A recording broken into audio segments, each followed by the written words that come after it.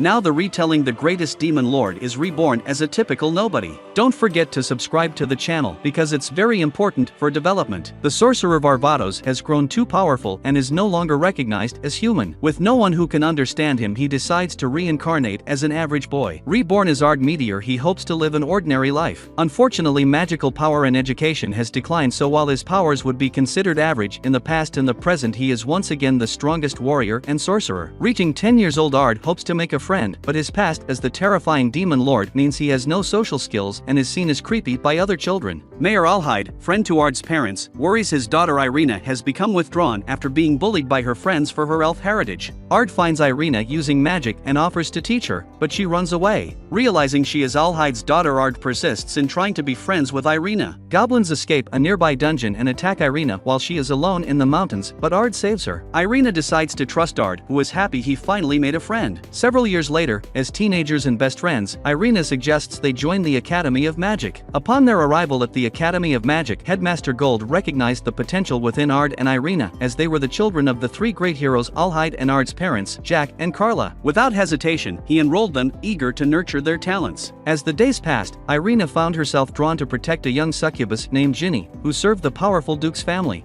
It was apparent that Ginny was tormented by Geraldo Spencer, the Duke's son, and he challenged Ard to a duel to assert his dominance. Their instructor, Lady Olivia, was a figure familiar to Ard, as she had once been one of his generals during his previous life as Varvatos, the Demon Lord. Fearing her potential reaction if she learned of his reincarnation, Ard chose to conceal his true identity. During the duel with Geraldo, Ard noticed something amiss. It seemed Geraldo had been masking his ordinary magical abilities with grandiose spell names to appear more formidable. Ard saw through the facade and emerged victorious. However, Lady Olivia became suspicious of Ard's uncanny mastery of lost skills, abilities unseen since the days of Demon Lord Varvatos. To assess their abilities further, she assigned the class a task: hunt monsters in a dangerous dungeon. Ard and Irina teamed up with Ginny, despite the succubus's severe lack of confidence, which was a result of years of Geraldo's bullying. Determined to help her, Ard decided to teach Ginny script magic, a rare lost skill that would enhance her spellcasting speed. During their dungeon exploration, the trio encountered a formidable foe, the dreaded Minotaur, the dungeon's boss. Ard recognized an opportunity to boost Ginny's confidence and let her deliver the final blow using script magic. In that moment, as the Minotaur fell, Ginny felt a surge of pride and accomplishment, and a genuine friendship formed between the three companions. Empowered by Ard's encouragement and friendship, Ginny finally found the courage to stand up to Geraldo. She confronted him and delivered a resounding slap, humiliating him before everyone present. Just as Ard thought he might be able to slip away unnoticed, Lady Olivia apprehended him for a private conversation. Uncertain of her intentions, Ard's heart raced as he awaited her words, hoping his secret remained safe. Olivia forcefully dragged Ard before Headmaster Gold, who had a crucial request. The Academy needed Ard's participation in the upcoming duel event to impress the Queen and secure additional funding. Ard couldn't refuse this significant responsibility. Meanwhile, Ginny surprised Ard by asking him out on a date. However, Irina insisted on joining them, much to Ginny's delight, as she wanted to share Ard's company. Unbeknownst to Irina, Ginny harbored fantasies of creating a harem for Ard, an idea that Irina vehemently opposed. During their date, they attended a theatrical performance centered around Varvatos. However, Ard felt a deep sense of sadness as he witnessed how the play depicted his deceased lover,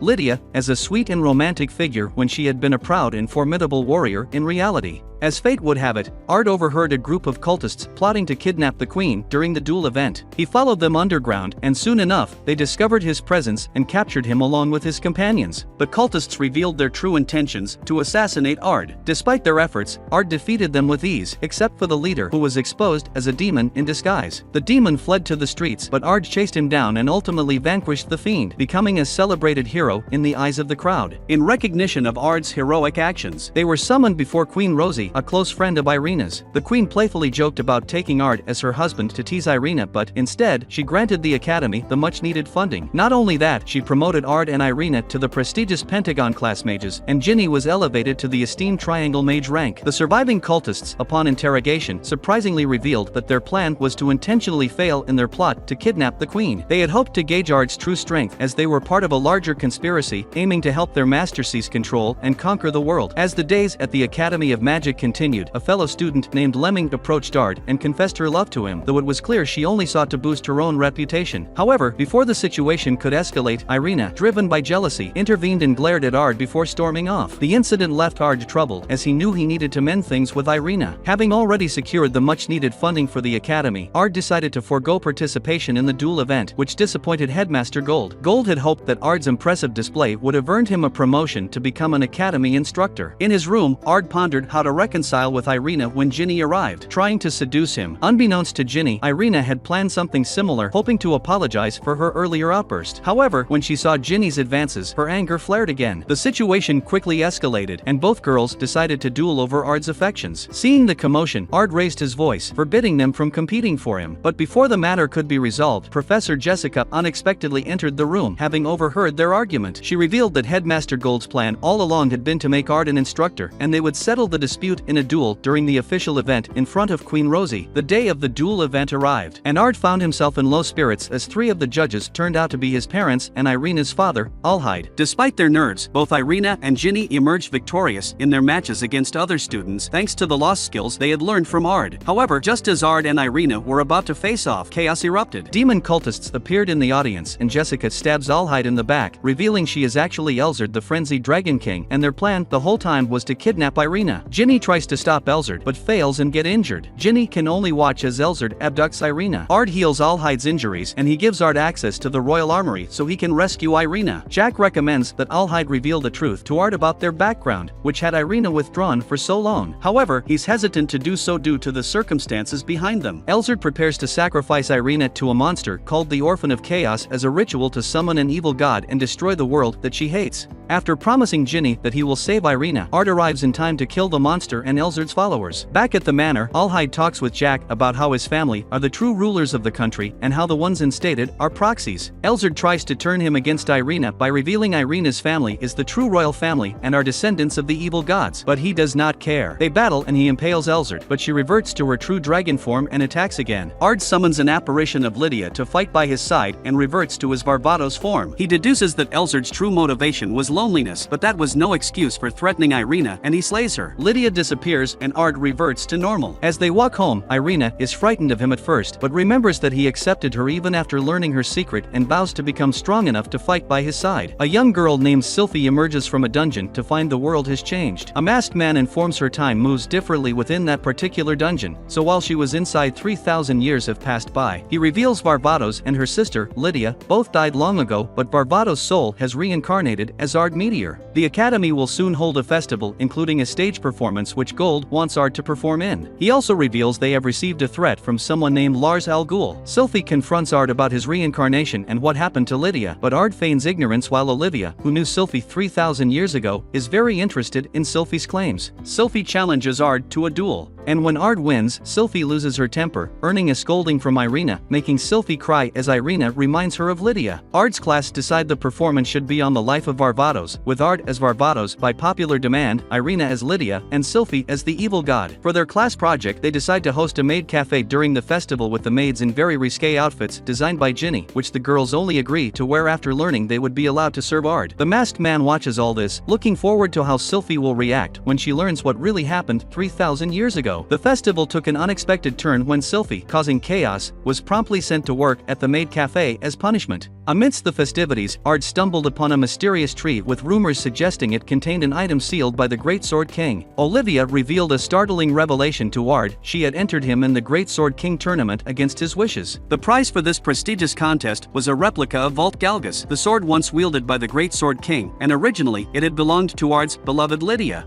As the tournament progressed, Ard, Olivia, Irina, Sylphie, and Ginny displayed their exceptional skills and emerged victorious in their respective duels, making them finalists in the competition. Amidst the excitement, Ginny asked Ard to participate with her in the Miss and Mr. Beauty contest, a light-hearted event within the tournament. During the beauty contest, Ard unexpectedly encountered Iraldo, who confided in him about their childhood friendship.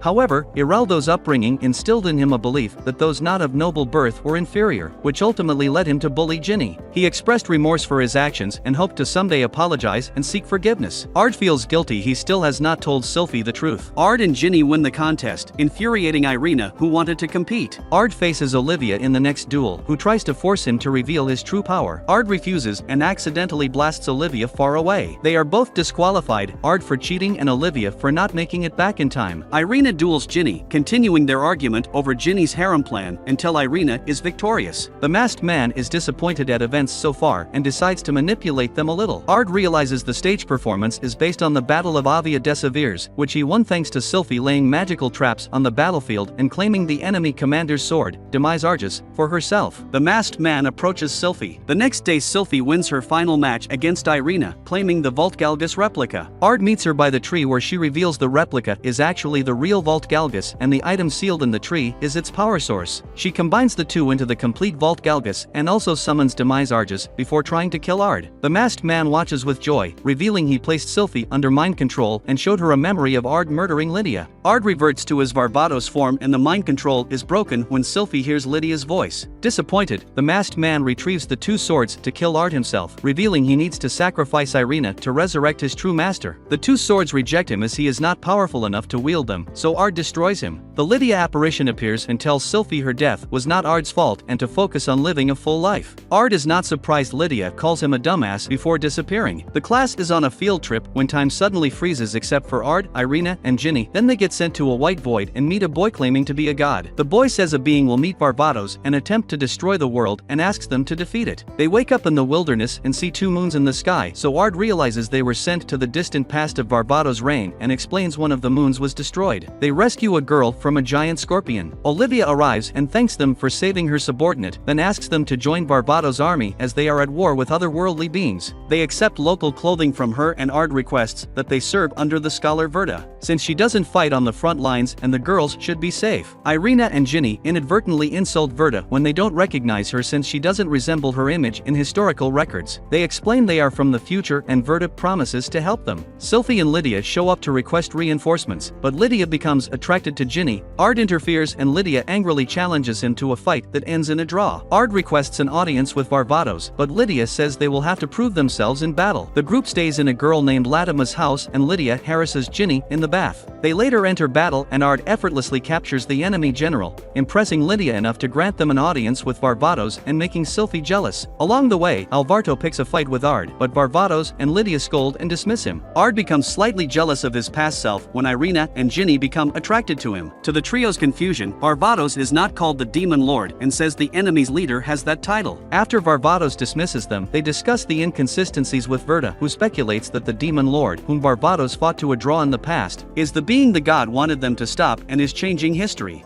Ginny suggests telling Varvatos the truth, but they will need to do something impressive to meet him again. Ard leaves Irina and Ginny behind to join Lydia and Sylphie on a raid of Mevelas the Curse King, whom Ard remembers as the one who cursed Lydia and forced Varvatos to kill her. However, when they arrive at his stronghold, Mevelas has already been killed by a dark, armored knight, the Demon Lord, who declares that he will defeat Varvatos and conquer the world before disappearing. Ard is confused at the orders of God to repair history, as it would mean killing many people who are now alive, including Lydia. The Demon Lord appears to Ard and reveals he is also Ard, but from an imminent future where, after losing everything, he changed his name from Ard to Disaster Rogue. He too has been sent back in time by God, but with the mission of destroying the world and battling Varvatos, but the guilt over his mistakes is too much, so he intends to save Lydia and then die in battle against her. He gives Ard time to consider joining him before vanishing. Later, Lydia asks what is troubling him and Ard cryptically asks what she would do if she had to die to fix a mistake. She takes him to a town she had to destroy during the war, massacring even the children, and explains due to guilt she has already decided she will one day die in complete obscurity once the world is finally at peace. During the next battle, Ard sneaks away to meet Disaster Rogue and explains he will not deny Lydia her own repentance and will allow her to die. Disaster Rogue attacks him, but due to their identical abilities, neither can win until Disaster Rogue reveals he arranged for the battle to occur at the same time as their duel to distract him. Irina is upset that Ard left her and Ginny behind, then Latima takes them on a mission to destroy a crystal that is the source of Disaster Rogue's immortality. However, when they reach it, Undaunted, Latima betrays them and binds them to magic nullifying crosses, revealing she is working for Disaster Rogue. Disaster Rogue shows Ard the captive girls and orders Ard to join him or they will die, saying he will kill anyone just to save Lydia. Irina and Ginny escape the crosses using atypical magic taught by Ard. Undaunted, Latima summons a squad of monsters, saying she will kill anyone just to save Lydia. Lydia arrives, as she had put tracking devices on the two, defeats the monsters, and knocks Latima out, then destroys the crystal. After losing his immortality, Disaster Rogue attacks Ard in a rage. They both remember a time they had a fight with Lydia that they regret. An apparition of Lydia restrains Disaster Rogue, allowing Ard to kill him. As soon as he dies, Ard, Irina, and Ginny start disappearing. Lydia, who knew they were from the future, asks the two girls if the people are happy in the future. When they confirm it, she asks them to pass a message to Ard. In the White Void, the god thanks Ard for succeeding. He will not identify himself but says he is an ally. The trio wake up in the present shortly after they left, while Olivia and Sylphie berate them for falling asleep. Irina passes Lydia's message: no matter what happens, they will always be friends. Ard is happy when he sees the apparition of Lydia watching over him. Middle school student Yuya Tenjo has been bullied since childhood due to his obesity, even by his own parents, who prefer his more attractive brother and sister. Yuya lives alone in a house he inherited from his grandfather, the only one to treat Yuya kindly. One day he saves a girl, Kaori Hojo, from thugs, but is badly beaten in the process. Later, he discovers a secret portal to a cottage in another world that operates like a video game. The cottage comes supplied with powerful weapons, and while experimenting with his skills, a powerful monster appears outside the cottage's magic barrier. From inside the barrier, Yuya kills the monster and immediately gains 100 levels, evolving his body and making him tall, muscular, and handsome. Using a skill to trade items for Japanese currency, he buys new clothes before returning to Japan for his first day of high school. His former bullies are stunned by his transformation, but his jealous siblings continue to bully him. They are interrupted by the arrival of Kaori, who somehow knows who he is. Due to him saving her, Kaori's father, chairman of the elite Osei Academy, offers Yuya a place at Osei. His siblings attempt to push Yuya aside, claiming they are better suited to Osei, but Kaori rejects them as spiteful bullies. Yuya leaves with Kaori, leaving his siblings humiliated and furious. He worries about fitting in, but the chairman assures him Osei values strength of character over grades, making it easier to hone skills and have fun. As a trial, Yuya attends a science class run by Miss Sawada, where most female students are smitten with his good looks. Yuya becomes tentative friends with Ryo and Shingo and is overwhelmed by people treating him with actual kindness, so he agrees to transfer to Osei. Kaori shows him the nearby shopping center and insists they use each other's first names while sharing snacks. Many eavesdropping students assume they are on a date, embarrassing Yuya. He decides to return to the other world for fun, but this time encounters a girl named Lexia, whom he rescues from a monster. Unsure what to do, he sneaks away unseen once her guards arrive. Yuya decides to spend some of his new wealth on clothes. While shopping, he is grabbed by photographer Hikaru as replacement for male celebrity model show and takes part in a photoshoot with professional model Mio, who is drawn to Yuya's inexperience and charm. Sho abruptly shows up late and forcefully flirts with Mio. When Yuya intervenes, Sho tries to punch him, only for Yuya to instinctively defeat him. Due to the cameras still recording, Sho is exposed online as a scumbag, destroying his career. Despite enjoying himself, Yuya declines Hikaru's offer of a modeling contract to focus on his studies, but Hikaru insists on paying him with free designer clothing. In the other world, Princess Lexia of Arzelia is determined to thank her anonymous hero and stubbornly returns to the dangerous forest with her guards to find him. Yuya visits the other world and finds Lexia and her guards under attack again, so he rescues them, and Lexia abruptly asks Yuya to marry her. In Japan, Mio's boss is determined to hire Yuya before other modeling agencies get to him. After Lexia's sudden proposal, proper introductions are made, and Yuya receives an invitation for an audience with her father, the king of Arzelia. However, Rhaegar, Arcelia's first prince, is most displeased that an assassination attempt against his half-sister Lexia under his orders was foiled just before Yuya rescued her. On Earth, Yuya begins his life at Osei Academy, where he quickly makes new friends and impresses them by spectacularly rescuing Kid Kazama from a stray soccer shot. Later, the Red Ogre Gang, commanded by his jealous twin siblings, attacks Osei to take revenge on Kaori.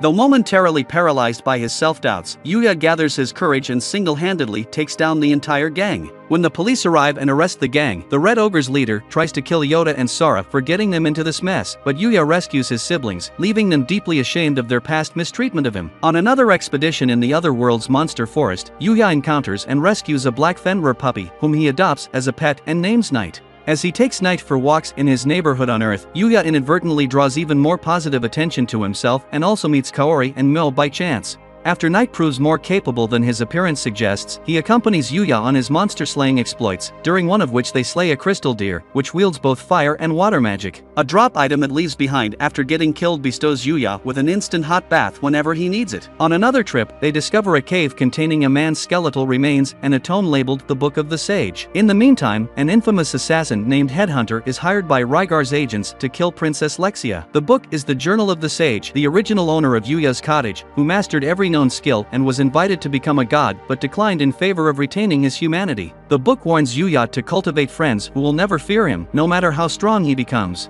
Responding to Yuya's desires, the book grants him the sage's magical power and teaches Yuya and Knight everything about using magic. At Osei, the students are invited on a 2-day camping trip. Yuya's group includes Keed, Akira, and Rin. Yuya's friends, including Kaori, take him shopping for camping gear. The girls are separated from the boys and trapped by a fire, but Yuya uses magic to rescue them. In Arzelia, King Arnold learns of Lexia's proposal to Yuya and concludes that Yuya must have seduced her. Additionally, a girl with a dark aura confronts the Divine Rabbit, god of kicks, and announces she will destroy the world. While continuing to explore the forest, Yuya and Knight encounter a girl being menaced by a group of goblins. Despite Knight strangely trying to keep him away from her, Yuya saves the stranger. The girl introduces herself as Luna, claiming she came into the forest for training. After Yuya treats her with a kindness she never experienced before, she falls for him and asks him to help her improve, which he readily agrees to. Sometime later, Yuya is forced to take a break from their team-up in favor of his field trip to a mountainous piece of land owned by Osei Academy. To the students' bafflement,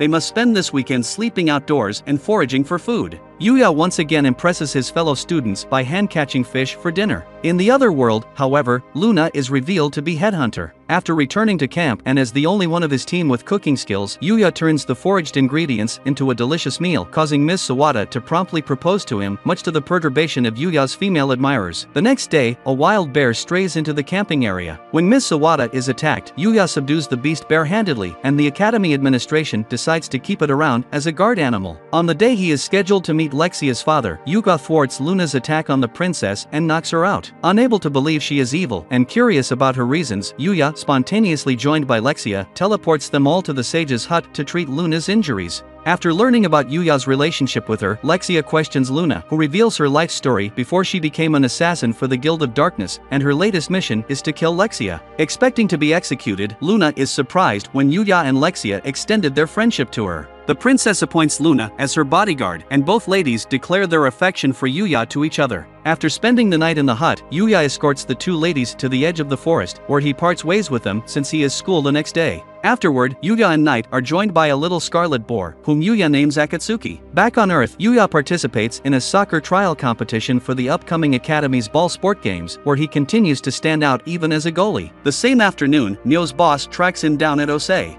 Mo's fashion magazine manager approaches Yuya as he leaves school, only to be refused. Still, when she learns of the impending sports competition, she decides to take pictures of Yuya participating in the event. While on another monster hunting expedition deeper within the demon's den, Yuya is aided by the Divine Rabbit, who has been observing his progress and has chosen him to be his successor as the bearer of the Divine Kick. After hearing about the equilibrium maintained between two groups of advanced beings, the Benevolent Divines, of which the Rabbit is a member, and the Destructive Vials, Yuya agrees to get trained to protect his friends in both worlds. When the sports competition begins, by happenstance, Yuya participates in every discipline and easily prevails. For assisting her during the tennis match, Kaori kisses Yuya on the cheek. When next facing his vile opponent, the rabbit surprises her with the magic Yuya taught him as recompense for the training, whereupon she decides to target Yuya for elimination first. Yuya and Kaori begin spending more time together as they prepare for their exams. While in Yuya's home, Kaori accidentally discovers the gate to the other world. Yuya divulges his secret to Kaori, and she promises to keep it. In the capital of Arzelia, Lexia introduces Luna to her father, and as the circumstances for Luna's conversion are explained, King Arnold grows even more enraged at Yuya's indecencies against his daughter. Upon hearing this news, Rhaegar decides to accelerate his plans to assassinate his father and Lexia and claim the throne. After gaining a holiday following the competition, Yuya goes to the royal palace to meet the king, but his awkwardness worsens the king's bad impression of him even more. Rhaegar's agents attack with a magic-suppressing barrier, but Yuya handily defeats the assailants.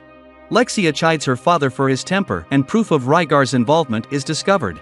Even with Rhaegar still at large, Lexia and Luna, with Owen for additional protection, give Yuya a tour of the capital. As they pass the local adventurers guild, Luna spontaneously decides to register herself and Yuya. When Yuya is tested for his magical capabilities, the results, far beyond normal, draws much attention. While Yuya and the ladies are on an herb-gathering quest, Rhaegar's whereabouts are discovered, and Owen asks Yuya to help apprehend the treacherous prince. Rhaegar is captured alive, and then the Vile Girl appears, revealing she had exploited Rhaegar into attempting the coup d'etat to initiate a genocidal war, and prepares to kill everyone present. Yuya deflects her attacks with his magic and the Vile Girl retreats. On Earth, Kaori vainly tries to visit Yuya. Back at the royal palace, Yuya is asked to participate in Rhaegar's trial. Rhaegar states that after Lexia accidentally burned him when her magic went out of control years ago, he let himself be consumed by his rage against her. Reminded of his old life, Yuya uses a magic elixir he's made to cure the prince. Lexia, unable to hate her brother, exerts her will and gives him a full pardon for his crimes against her, and as a reward for his actions, King Arnold knights Yuya and gifts him Rhaegar's former estate. Yuya keeps worrying about the Vile Girl so much he begins neglecting his friends as he frantically decides to level up for their next confrontation, but the Vile Girl ambushes him during his training run. Worried about Yuya, Kaori goes through the portal and enters the demon's den, where she witnesses their battle. Usagi appears and pleads with the girl, whom he calls Yudi, to stop the fight, reminding her that her late master was a divine and a protector of humanity, even as they killed him.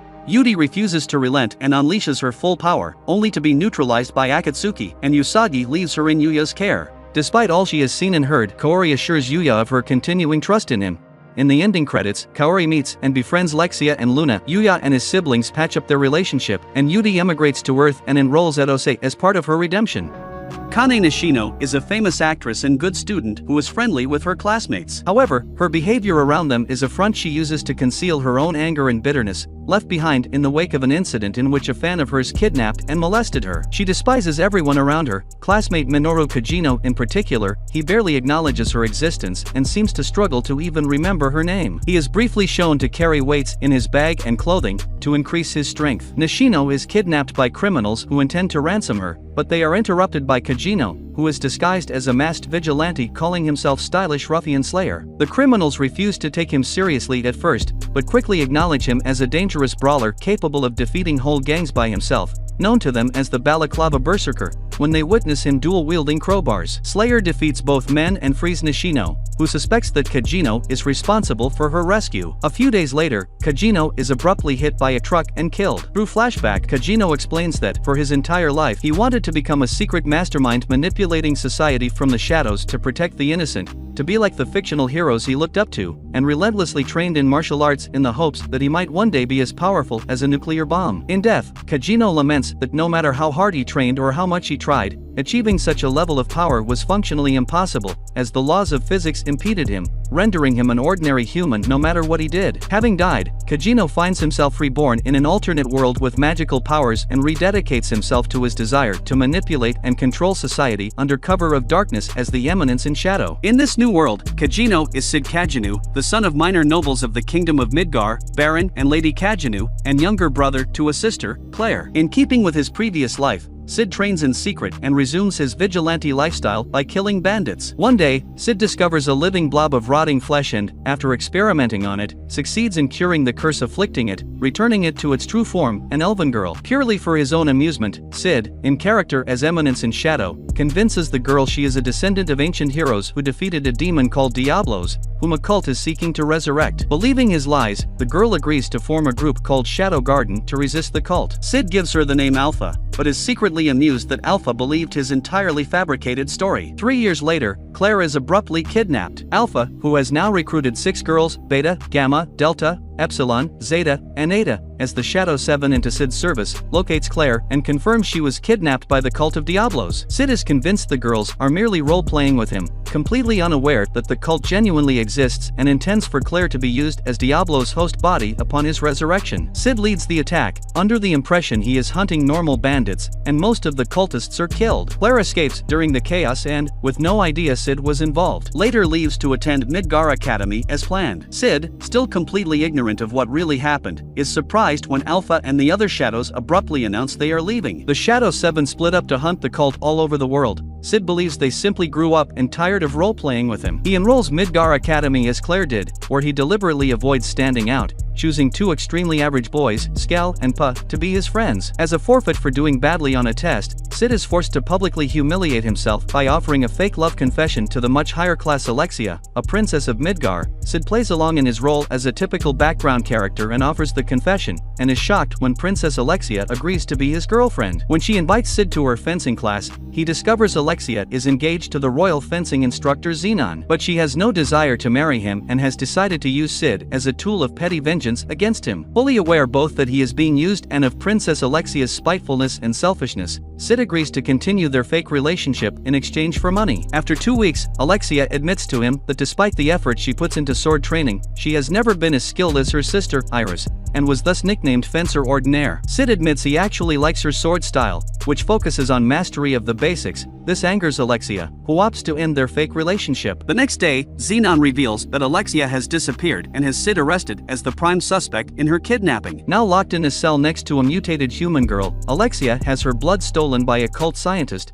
who claims that it contains demon DNA. Sid is tortured by knights for Alexia's location, but since he has trained himself to withstand pain, he pretends to be a pathetic but innocent NPC, thinking it makes him look cool. After 5 long days, Princess Iris orders that Sid be released. Alpha suddenly reappears to Sid, bringing news that they have continued to monitor the cult while increasing the scope of Shadow Garden's influence and power. Sid is impressed that Alpha and her fellow shadows still occasionally visit to carry on their role-playing game with him, still very unaware of Shadow Garden's existence and power. Alpha plans to rescue Princess Alexia with 114 loyal soldiers. Sid plays along to amuse himself, knowing Princess Alexia really has been kidnapped, but mistakenly believing it was the work of corrupt knights and that the 114 soldiers are just background actors Alpha hired. In a massive attack, Sid murders the knights who tortured him, while his army searches for Princess Alexia. The cult scientist desperately injects Princess Alexia's blood into the mutant girl. She becomes a demon, kills the scientist, then frees Princess Alexia. While escaping, Alexia encounters Xenon, who reveals he turned her over to the cult in exchange for him being promoted to the role of a high-ranking knight. When Princess Alexia attacks him, Xenon easily defeats her, but their duel is interrupted by the sudden arrival of Sid. Xenon identifies Sid as the one behind recent attacks on the cult and announces himself as one of the cult's core members. The demon girl rampages through the city and fights Princess Iris. Alpha reveals herself to Iris as a member of Shadow Garden,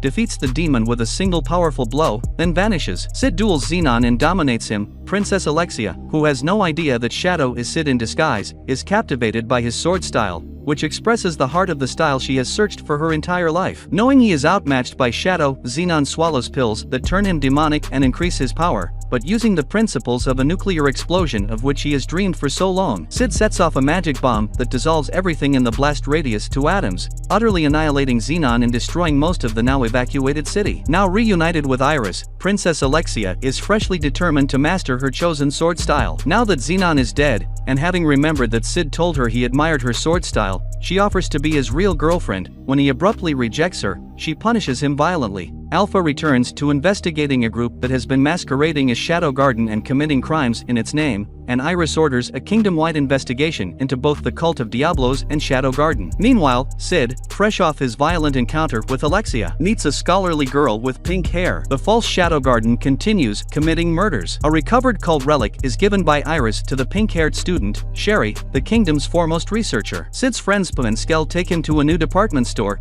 where he discovers that his subordinate Gamma opened the store to fund Shadow Garden, with branches in every city in the world. Sid is impressed, but once again remains convinced that Gamma is role-playing, unaware he now owns dozens of stores and is effectively one of the wealthiest men in the world. He also meets New, the newest Shadow. On his way home, Sid witnesses Alexia fighting several murderers, so he saves Alexia, slaughters the murderers, and hands one survivor over to New for interrogation. Elsewhere, the murderer's boss, Gaunt Knight, confirms they have located the relic. Alexia confirms Shadow Garden is not really behind the murderers, though Iris still insists they are enemies of the kingdom. Sid, Pa, and Skell, having bought chocolate from Sid's store, try their luck with confessing to girls. Skell's confession ends with him being punished by her fiancé, and Poe's confession ends with him being arrested, mistaken for a stalker. Sid decides to just give the remaining chocolate to anyone, which by chance is Sherry. Her adoptive father, Vice Principal Ruslan, informs the naive Sherry the chocolates were probably meant as a love confession and encourages her to decide on her answer quickly, so as to not keep Sid waiting. New informs Sid the murderer she interrogated was a typical cult foot soldier,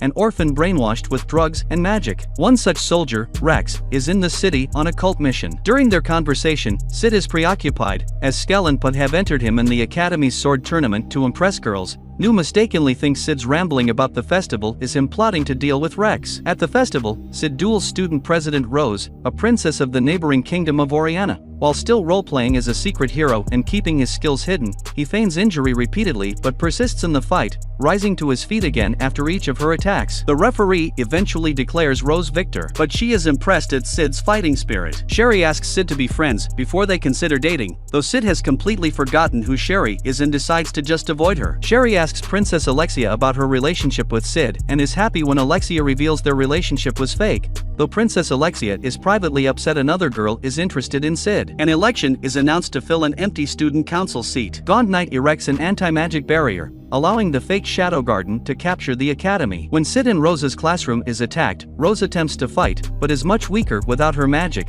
Sid recklessly rushes in to save her and is severely wounded. Sid reveals that he was excited by the chance to look cool fighting terrorists, and saved Rose merely to appear heroic. Rose, meanwhile, mistakenly believes Sid sacrificed himself out of love for her. After the students are taken to the auditorium, leaving Sid's body in the classroom, Sid secretly revives and heals himself. Rex attacks Sherry to retrieve the relic, but Iris Crimson Knights help her escape. Sid, who is also killing terrorists, reunites with and saves Sherry. Sherry identifies the relic generating the barrier as the Eye of Avarice, which absorbs magic and explodes once full. Sid deduces the cult are using the eye to kill the students and prevent them from becoming knights and obstructing their plans. The relic Sherry has been researching is the eye's control unit, which she hopes can be used to stop the explosion. Since Sherry needs tools from her room, Sid volunteers to get them for her. Rex warns Gaunt Knight that someone is killing their man, and Gaunt Knight suspects that the real Shadow Garden is responsible. It is revealed Gaunt Knight's true goal is to be reinstated to the Knights of Round. Nu sees the sole surviving Crimson Knight is her former fiancé Marco. While tempted to kill him, she decides to let him live. Sid orders Nu and her fellow shadows not to attack the terrorists until Sherry has the control relic ready. Sherry activates the control relic, deactivating the eye and its barrier. Sid arrives disguised as Eminence in Shadow, and Shadow Garden begins slaughtering the terrorists. Iris, believing that Shadow Garden is responsible for the attack, is enraged by their appearance. Sid finds Gaunt Knight burning Sherry's research and reveals he is Ruslan, Sherry's adoptive father. Ruslan explains he was once a master swordsman, until an illness weakened him. Believing the eye might cure him, he cultivated a relationship with the woman studying it, Sherry's mother. When she grew too afraid to continue her research, Ruslan killed her and adopted Sherry as a pawn to facilitate the research's completion. Ruslan combines the eye with the control relic and regains his lost sword skills. He and Sid fight, revealing that even with his abilities restored, Ruslan's swordsmanship is still inferior to Sid. Ruslan brags he has framed Shadow Garden for all his crimes. Sid, unconcerned by this, kills Ruslan, an act inadvertently witnessed by Sherry. In the wake of the attack, the kingdom designates Shadow Garden as a terrorist organization. Sherry informs Sid that, with Ruslan dead, she has decided to transfer to a scientific research academy to pursue her new goal, though she will miss him. When Sid asks what her new goal is, she insists on keeping it a secret, but the dark aura surrounding her words suggests her new goal is sinister. Sid is contacted by Alpha, who requests he visit the sacred city of Lindworm. While in Lindworm themselves to attend the upcoming goddess trial, Alexia and Iris visit Sid's department store, where Alexia, planning to try to seduce Sid, purchases thong underwear. A flashback shows that after defeating Ruslan, Sid pretended to have miraculously survived the injury he received while rescuing Rose. Rose, who has sworn to accept what she perceives as his feelings toward her by becoming his lover, hopes that her father might allow them to marry if Sid wins the trials. Sid mistakenly believes she is trying to convert him to worship the goddess Beatrix, who empowered 3 legendary warriors and the worship of whom is the dominant religion of Lindworm. Though he is reluctant to have her along with him on the trip, he opts to avoid her attempts to seduce him rather than actively push her away. In Lindworm, Sid sees Beta in her persona as the popular author Natsum, who became famous by publishing stories he told her from his past life's world, such as Cinderella, Romeo and Juliet and Star Wars. Beta passes Sid his mission briefing, coded in an ancient language. Rose misinterprets Sid's enthusiasm as a passion for history and languages, though Sid is really just impressed at what he thinks is Beta's latest role-playing event for him. A cultist murders Archbishop Drake of Beatrix Church, and while Epsilon kills one of his men, the murderer escapes. Sid visits a hot spring and happens to meet Alexia in one of the baths. Hiding her embarrassment, Alexia explains the nature of the goddess trial. Challengers will summon and duel the spirits of famous warriors, with the strength of the challenger directly related to the strength of the summoned spirit. Since she is busy dealing with the Archbishop's murder, Alexia asks Sid to assist her by joining the Crimson Knights. Sid refuses and nonchalantly leaves, fully exposing himself to the intrigued Alexia as he goes. Soon after, Alexia's investigation is cancelled by the interim Archbishop Nelson, whom Alexia holds to be the prime suspect in Drake's murder. Princess Alexia encounters Beta in her Natsum persona, and both take an instant dislike to each other. At the trial, many fighters are humiliated when no famous warriors manifest to duel them, implying they are unworthy opponents. Sid is suddenly announced as the next challenger, his entry fee having been secretly paid by Rose to show her father Sid's potential. To avoid exposing his strength or embarrassing himself by faking a humiliating defeat, Sid crashes the trial as the Eminence in shadow, his presence summoning Aurora, the Calamity Witch whom, according to Nelson, was the strongest witch in history. Witnessing Aurora's manifestation, Princess Alexia realizes that it is possible the Eminence is the most dangerous man in the world. Sid defeats Aurora, but finding himself disappointed that the duel was too easy, he leaves. The arena barrier suddenly collapses, and a new summoning spell activates in response to Sid's actions, causing a summoning portal to begin following him, impressing the observing Shadow Garden. Sid decides to enter the summoning circle following him and disappears within it, finding himself within the sanctuary. Alpha appears with the rest of Shadow Garden. After they kidnap Nelson, they enter the sanctuary as well, as do Princess Alexia and Rose. Sid meets an imprisoned Aurora, who has been trapped for 1,000 years. After Sid frees her, she reveals that the sanctuary is actually a massive prison which stores the memories of every past hero. If they destroy Sanctuary's magical core, Aurora and the other memories will be deleted. As they pass through memories, Sid and the Shadows learn the cult formerly used the sanctuary to experiment on orphan girls with Diablo's blood in an effort to resurrect him. Most of the subjects died, but some, like Olivier, became strong heroes. It is revealed experiments on Diablo's arm produced the pills that turn people demonic, and also that, once a year, it produces 12 beads that grant 1 year of immortality to the cult's 12 leaders, the Knights of Round, one of whom is Nelson, who helped create the first beads 1 millennium ago. Nelson turns demonic and, with his control over the sanctuary, scatters everyone throughout multiple memories and creates copies of himself to fight all the shadows at once. Epsilon reveals she and the named Shadows personally brought into Shadow Garden by Sid were all girls experimented on by the cult. Sid cured them of the demonic/curse side effects, leaving their strength intact. They enter Sanctuary's archive and steal the records of the cult's experiments. Delta reveals she possesses berserker-level strength,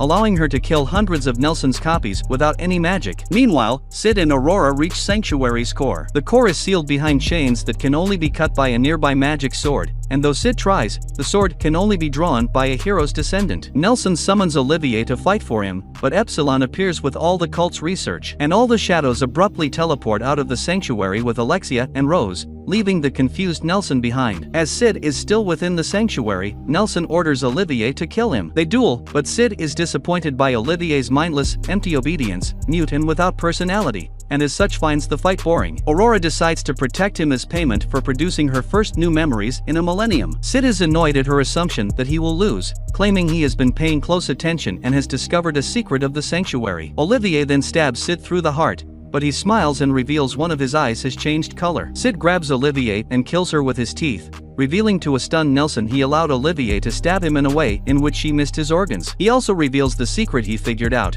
The sanctuary absorbs magic from the air, so by compressing the whole of his magic into a solid mass within his eye, he can use his magic again. Sid sets off his atomic bomb spell, destroying Nelson and the sanctuary core. Sid bids farewell to Aurora, who kisses him and offers him the hope that one day he might find the real Aurora. Princess Alexia and Rose decide they must form their own secret organization to stand against both the cult and Shadow Garden. As Natsum, Beta agrees to help so she can spy on them. Alpha discovers from the sanctuary's archives that Aurora's true identity is that of the demon Diabolos. Elsewhere, Shadow Garden begins buying all the property in the city of Madlid to open another shopping center, though secretly it is to gain access to a valuable oil field. Alexia confirms the Beatrix Church is involved with the cult, but politics prevents her from investigating further, so Iris decides to rise further up the ranks of the Crimson Knights to gain her own political power, starting with winning the upcoming Bushin Festival tournament. Rose discovers she may be infected with demonic blood. The Bushin Festival arrives, attracting hundreds of fighters to the royal capital. Sid plans to shock the crowd by disguising himself as weak and defeating everyone he fights with astonishing ease. Using magical slime makeup, Gamma gives Sid the pathetic face of mundane man, an unskilled knight who died in poverty. And Rose, a foreign knight who fought at the goddess trial, witnesses the disguised Sid allowing himself to be beaten by a fighter named Quentin in an encounter on a street before the festival's beginning, and is amazed that Sid is uninjured. Sid learns the favorites to win the festival are Iris, Rose, Quentin and a mysterious, nameless Dark Knight. Rose encounters Sid and informs him that her father has selected a man named Perv Asshat to become her fiancé and force her to give up the sword. Sid advises that she relax and do what makes her happy for once. During the preliminary fights, Goldie Gilded, a skilled but annoyingly arrogant knight, advises Skell on how to identify warriors most likely to win and is disappointed when Sid, as Mundane, wins a fight against his prediction without moving. Only the watchful Anne Rose notices that Mundane moves so fast that he defeated his opponent before the fight even began. Goldie announces that Mundane's victory has made him Goldie's next opponent. The next morning, it is announced that Rose has stabbed Perv and subsequently disappeared. Rose's escape makes her appear guilty, which has dire consequences for inter-kingdom politics. Alexia decides to find and protect her, but Beta stalls her from interfering, already well aware that Rose is hiding in the city's labyrinthine underground ruins. Sid meets an elf named Beatrix who is searching for her missing niece and happens to greatly resemble Alpha. As Mundane, Sid faces Goldie for his first duel, watched by Anne Rose and Quentin, both of whom are now suspicious of Mundane's abilities. To their great confusion, Mundane dodges Goldie's first attack by flexing his neck, and then causes Goldie's own magic attack to explode backwards on him by sneezing, knocking Goldie unconscious and causing his defeat. Despite his unusual methods, Anne Rose doubts even she could copy Mundane's movements. While meeting with Perv Asshat, Iris discovers Rose didn't injure him at all and observes that he has a sinister influence over Rose's father, the king. Mundane defeats Quentin, making Anne Rose his opponent the next day. Anne Rose attempts to intimidate him until Mundane reveals he wears armor weighing over a ton and yet still moves too fast for people to follow his true movements. Rose continues to evade the soldiers sent after her. Sid's elder sister Claire visits, but he avoids her by pretending to join Skell in hunting Rose for a sizable reward. Sid actually respects Rose for risking everything to escape an unwanted marriage. Sid overhears the Moonlight Sonata, a personal favorite musical piece of his for its brooding tone, being played on a nearby piano and quickly finds Epsilon is the one performing it. She explains she has been able to cultivate useful connections in Oriana Kingdom by posing as a skilled pianist. Princess Alexia and Beta suspect Rose fled after discovering that Perv is secretly a cultist using magic to brainwash and render the king an invalid,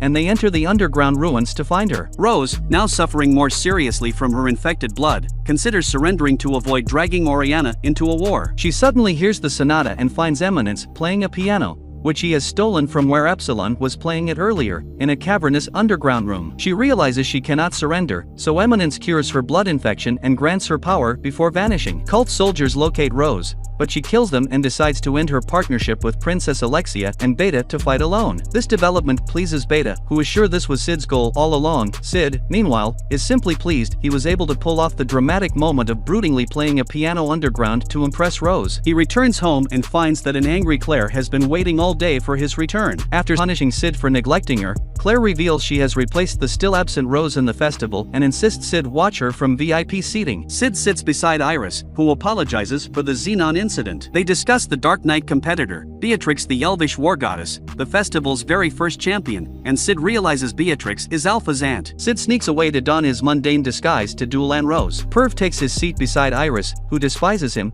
He expresses confidence that Rose will return and marry him. He also suggests he is interested in hiring strong warriors, particularly Anne Rose. In the arena, Anne Rose attempts to match Mundane's speed, but is defeated. This redoubles Princess Iris's determination to defeat Mundane in the next match. Perv has Mundane investigated, though he is confident he has no connection to the all-female Shadow Garden. Anne Rose thanks Mundane for showing her she still has room to improve and invites him to work for her country's government, but he refuses. Sid looks forward to defeating Iris so he can become a legend by mysteriously disappearing immediately after his victory. Claire meets him at his room, quietly reminding him he forgot to watch her match. Sid sits beside Princess Iris and Beatrix to watch Claire's next match. Perv continues drugging the king, hoping Rose will try to save him. He also plans to have the king publicly assassinate Iris and Princess Alexia's father, the king of Midgar, to cause war. Claire wins her match and furiously searches for Sid, who is again absent from the audience. Iris duels Mundane, but has repeated terrifying premonitions of Mundane killing her instantly with a single counterattack.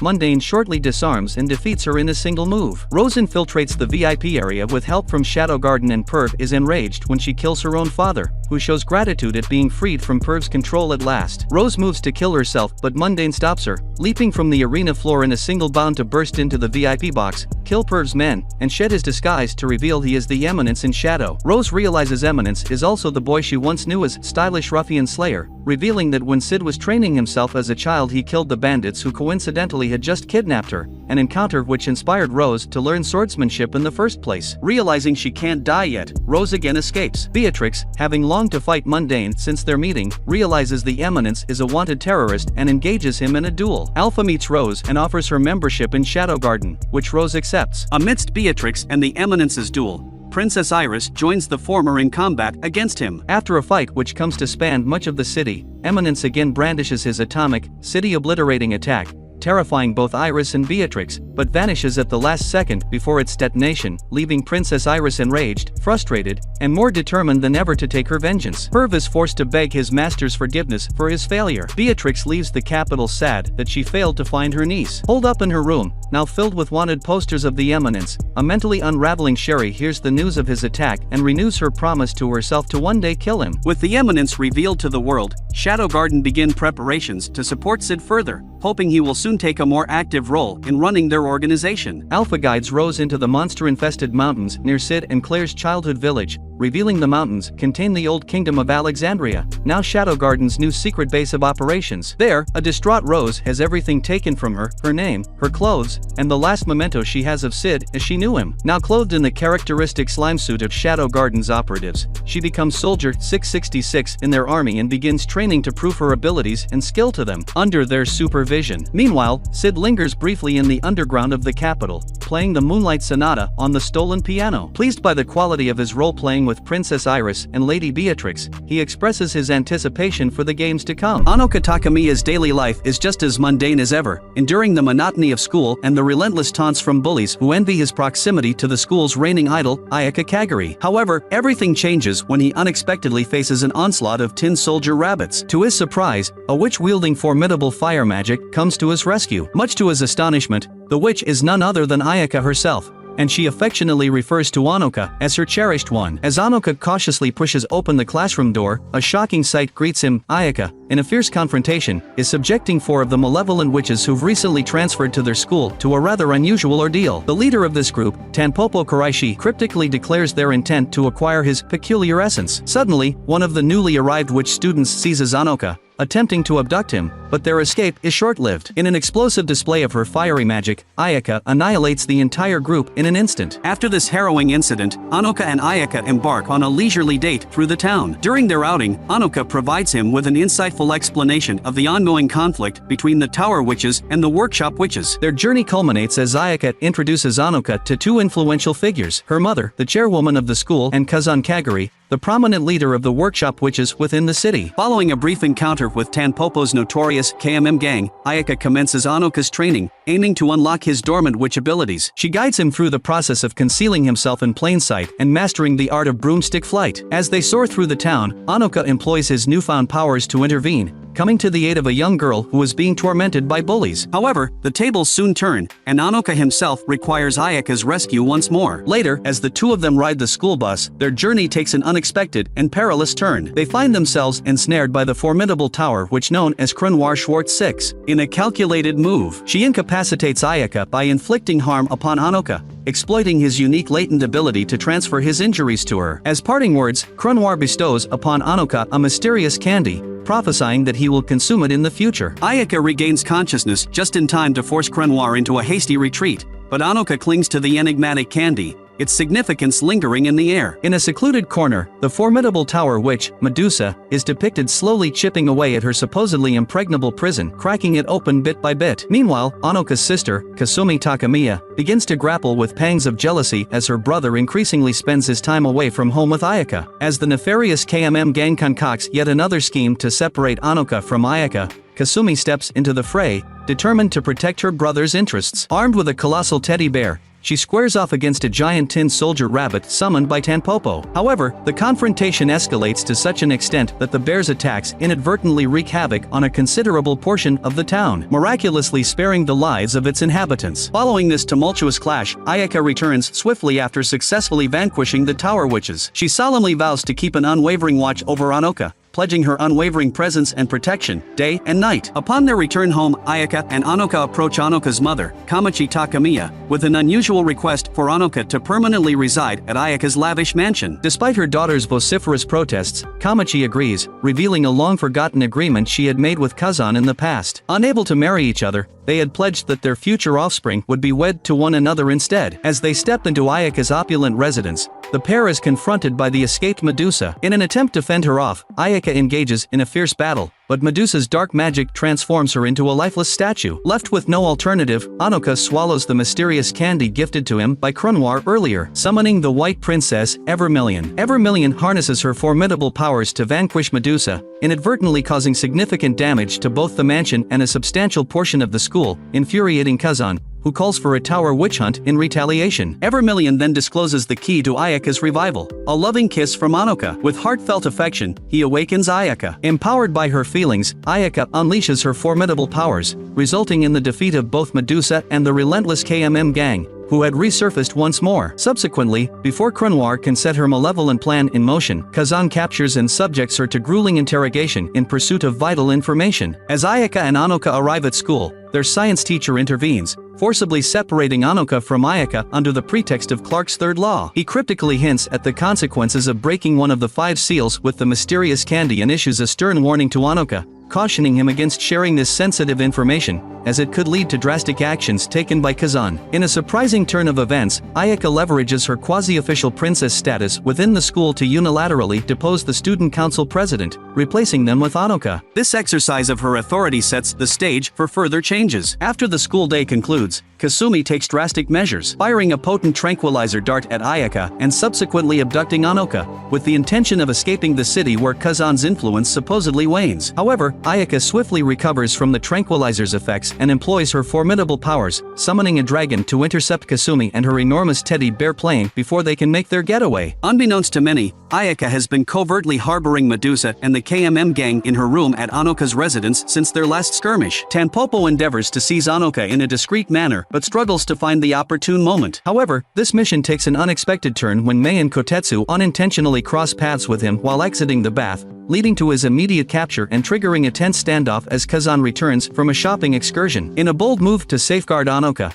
Ayaka forges an alliance with the Tower Witches and merges her powers with Medusa's in a bid to enhance her abilities. Nonetheless, the outcome is not in their favor, as Kazan prevails, rendering Anoka unconscious and subsequently confining both him and Ayaka to a prison cell. Later on, Ayaka taps into some of Anoka's latent power to engineer their escape, inadvertently causing further damage to a portion of the school, much to Kazan's distress. A confrontation appears imminent as Ayaka prepares to battle her own mother, but Kazan takes an unexpected stance, insisting they return home together. In the midst of his dreams, Anoka embarks on a journey through Ayaka's past, uncovering her awkward and socially isolated childhood. To help her adapt and protect her, Ayaka's mother enlisted the aid of 2 young workshop witches, who were tasked with watching over her. These formative years saw Ayaka fruitlessly searching for a particular boy at neighboring schools, until she eventually crossed paths with Anoka, who would come to play a significant role in her life. In the present, Anoka grapples with an unexpected challenge to his authority as the student council president. The previous president falsely accused him of physically abusing her, enlisting the notorious delinquent Rainon Otomatakabana to exact revenge. Rainon deploys her hamster-themed gang to vandalize the school, ultimately challenging Anoka to a one-on-one duel. Ayaka initially joins the fight to support Anoka, but she resorts to cheating to create the illusion of his victory on the day of the duel. As events unfold, it becomes apparent that Ayaka had orchestrated the entire situation, manipulating the former student council president from the start to reaffirm Anoka's standing at the school. Ayaka resolves to impart the secrets of offensive magic to Anoka,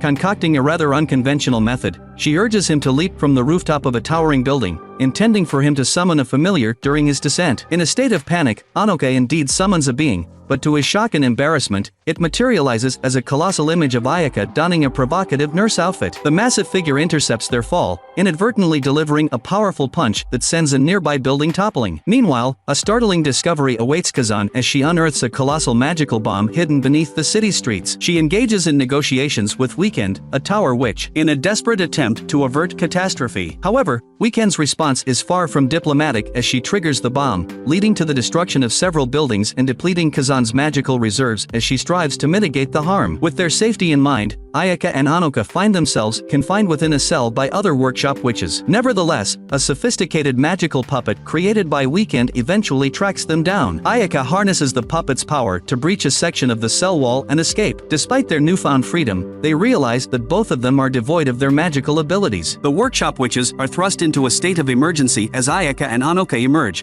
confronted by a city in ruins. Devoid of Kazan's vital magical powers, the local workshop witches find themselves unable to wield any form of magic, with no hope of external assistance arriving in time. To exacerbate the dire situation, Weekend seizes a group of workshop witches and attaches magical bombs to them, issuing an ultimatum: they must surrender Anoka within 30 minutes, or she will trigger the detonation of her captives one by one. Rainan and Itori, in a frantic attempt to defuse the perilous standoff, mobilize their efforts. Simultaneously, Ayaka escorts Anoka down to the city's core with the objective of renewing a contract, drawing upon Anoka's latent powers. In a race against time, and at the very last moment, Anoka successfully completes the contract. This pivotal breakthrough enables the workshop witches to rescue the hostages and apprehend Weekend. However, Weekend, now captured, discloses a chilling revelation. She allowed herself to be taken in, all part of her grand plan to dismantle the workshop from within. She executes her nefarious scheme using concealed explosives. In response, Anoka, now endowed with newfound abilities, uses his powers to resurrect the wounded witches. As the strain takes its toll on him, Ayaka intervenes to protect him from the brink of exhaustion, rendering him unconscious. As Ayaka gently lays Anoka to rest in the remnants of their home, Anoka unexpectedly gains access to some of Kazan's recollections. An unsettling revelation arrives when the science teacher, Mikage, delivers the disconcerting news that they exist in an alternate reality created by the city due to the contract recently formed by Anoka. Mikage guides him to a shelter where the city's inhabitants remain in suspended animation,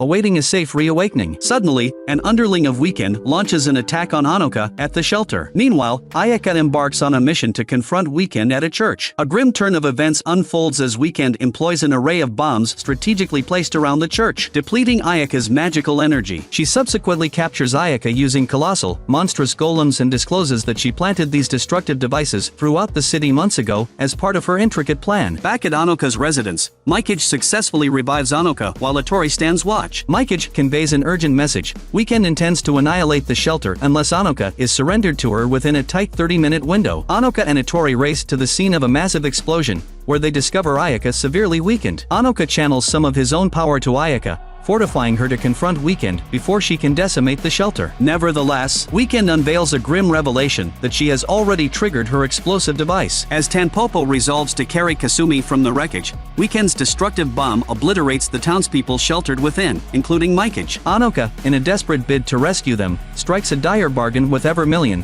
offering his own life to save the town and its inhabitants. However, Ayaka steps in at the 11th hour, willing to exchange her life for Anoka's. The entire city, along with its residents and buildings, is miraculously restored as if the cataclysm never transpired. Weekend, still present, plunges a knife into Anoka. With a begrudging acknowledgement of defeat, Weekend decides to have Anoka healed and encounters Crenoir shortly thereafter. In the rejuvenated church, Anoka, Itori, and Mikage collaborate to devise a method for reviving Ayaka. They utilize some of Anoka's blood and a kiss in a hopeful endeavor. Astonishingly, Ayaka awakens from her slumber. Meanwhile, Crenoir is depicted impaling Weekend and the majority of her underlings on sharp stakes. Kazan materializes and demands Crenoir's surrender of Weekend for questioning. Crenoir asserts that Weekend is her dinner and a showdown between the two unfolds. Later, an unconscious Anoka and Mikage find themselves in the presence of Evermillion, discussing the renewed contract that Anoka has forged with her. Evermillion forewarns Anoka about the consequences he will confront if he attempts a similar action in the future. Anoka awakens to Ayaka's welcoming presence at the bedroom door. The pair sets off for school, where the reformed KMM gang confronts them along the way. Even without her magical powers fully restored, Ayaka effortlessly subdues Tanpopo and Mei by gripping their faces until the gang submits. In a world where humanity is on the brink of extinction, colossal humanoid creatures known as Titans roam the land, preying on humans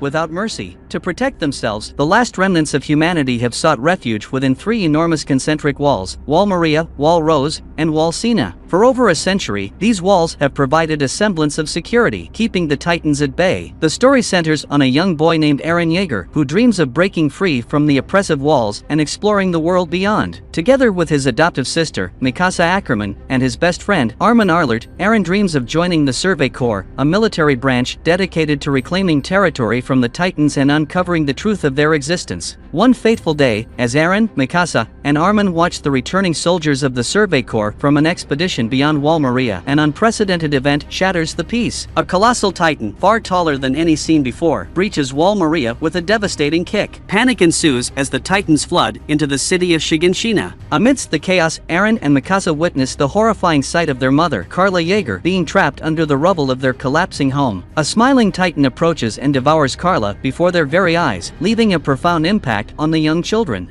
Stricken with grief and burning with vengeance, Aaron makes a vow to eradicate every Titan from the world, dreaming of a day when humanity can truly be free. His unwavering determination leads him to join the military's training program, where he hopes to acquire the skills necessary to become a member of the Survey Corps. As Aaron, Mikasa, and Armin train alongside other recruits, they face numerous challenges, both physical and emotional. Their desire to confront the Titans and seek answers drives them forward, forming unbreakable bonds with their fellow cadets, including Sasha Blouse, Jean Kirstein, Connie Springer, and Annie Leonhardt. During their training, a sudden Titan invasion outside Wall Rose tests the resolve of the cadets. Despite the fear and chaos, Aaron takes charge and leads his comrades into battle. His courage and determination inspire the others to fight back. The colossal Titan destroys the wall's cannons, but it vanishes into a burst of steam before Aaron prepares to attack its weak point. The military police regiment scrambles to evacuate the people of the Tros district and set up defenses before the Titans enter the city. Assigned by Commander Kitz Warman of the Garrison Regiment to different squads, Mikasa helps with the evacuation, while Aaron and Armin provide backup at the front lines. With the Titans now in the city, Aaron recalls his lessons that in order to kill a Titan, they must strike the nape of its neck. As Aaron and Armin's squad attack, their comrades are killed or eaten by the Titans one by one, with Aaron himself losing his left leg. Armin, paralyzed with fear upon seeing his comrades' fates, is picked up by a bearded Titan and almost swallowed. Aaron, recalling when he and Armin wished to see the world outside the walls, manages to drag and toss Armin out of the bearded Titan's mouth at the last moment. He reaches for Armin with his left arm out of the bearded Titan's mouth, but the bearded Titan closes its jaws, severing Aaron's arm and swallowing him. Armin awakens to find himself surrounded by Connie Springer, Krista Lenz, and Emer. As Armin heads back to the rear guard, he blames himself for not being strong enough to save Aaron. Meanwhile, an abnormal Titan approaches the city's exit gate, which is crowded by refugees. Once Mikasa kills the abnormal Titan, she threatens a greedy merchant holding cargo to let the refugees pass first. After she is thanked by a mother and daughter, Mikasa has a flashback. In the year 844, a year before the fall of Wall Maria, Mikasa was targeted by 3 slave traders, who murdered her parents in a struggle. After Grisha and Aaron discovered the corpses while making a visit, Aaron secretly tracked down the slave traders to a nearby hut and killed 2 of them in an attempt to save Mikasa. However, the 3rd slave trader appeared and began strangling Aaron. Encouraged by Aaron, Mikasa overcame her fear and gained resolve to kill the 3rd slave trader. After the children are found by the military police regiment, Mikasa was invited to live with Aaron and Grisha. Back in the present, Mikasa slays more Titans and goes to help the other squads evacuate. The surviving squads, unable to reach the inner walls due to their omnidirectional mobility gear being low on gas, lose their fighting spirit as the nearby supply depot is overrun by Titans. Mikasa seems unfazed after learning from Armin that his entire squad perished, including Aaron. She rallies the others to reclaim the supply depot, inspiring them to join her in the attack, but Mikasa ends up running out of gas midair and falls into an alleyway. Jean assumes command, but he loses his nerve when he sees some of his comrades being eaten by Titans. As a blonde Titan approaches Mikasa, she prepares to attack with her remaining broken blade, but a mysterious Titan appears behind her and brutally kills the blonde Titan.